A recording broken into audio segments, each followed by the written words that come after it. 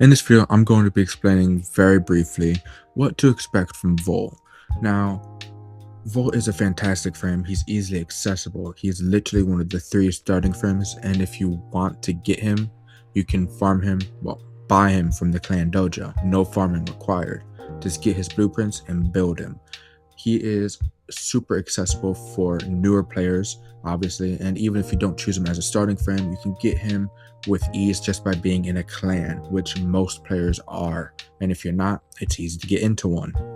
Now, essentially what you should expect from him is very, very simple. Fast-paced gameplay is usually his shtick. You press your 2, speed, very aptly named if you ask me, and you have insane movement speed and reload speed buff, you and your teammates. And this is mostly, I'd say, what he's used for. If you see a Volt, they're mostly using this and then just being a gunner frame going around and shooting enemies. But he has more utility beyond just being a speedy Warframe. Now, I should mention that he has 6 whole Augment Mods, so when you're going to decide what to put on him, you have to look through here to decide what you want to build around. Now, if you want to be a gunner frame, Shock Trooper is incredibly useful for you. You hold to cast, and it will grant all allies within 15 meters an additional 100% electricity damage to their attacks. This is amazing because it's just more damage and it counts for your weapons. And if you wanted some more survivability, because as you know, his electric shield only covers enemy fire, not melee attacks, and it has to be in the direction of the shield. If you wanted more survivability than just that, going over to discharge and then getting capacitance is the best way to do that. Converts 3% of damage dealt into shield split between Volt and squad mates.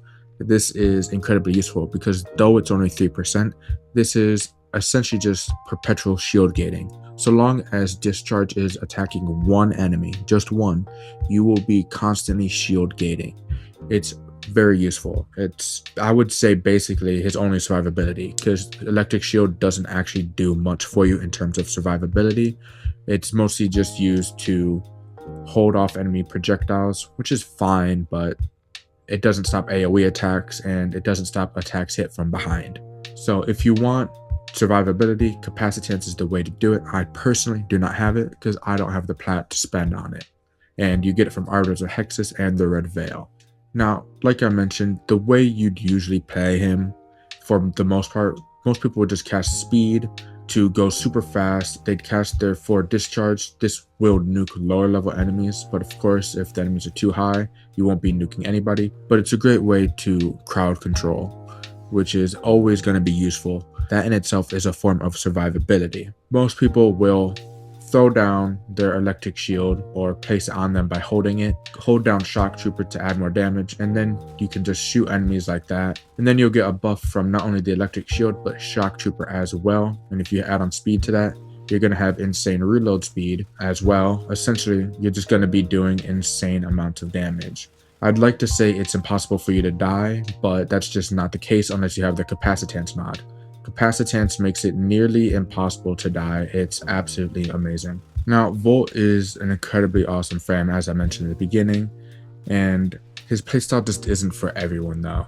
Not everyone wants a gunner frame or somebody that's super fast, but he is mostly a jack of all trades that revolves around speed, crowd control, and damage buffing. If you wanted somebody that is for nuking, I would suggest another frame. There might be a Volt build out there for nuking and I just don't know about it personally, so don't take that to heart.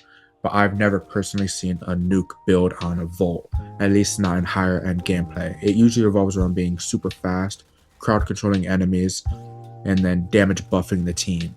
When it revolves around nuking specifically, that's usually for lower end gameplay, but I could, like I said, just be wrong. But honestly, with that being said, that's pretty much just about it. Volt is fantastic. He's amazing at Eidolon hunts. He's easily accessible, and he excels at being super fast, crowd control, and damage buffing. And honestly, with that being said, that's pretty much just about it. Let me know if I missed anything, and if you love or hate Volt. And with that being said, until next time.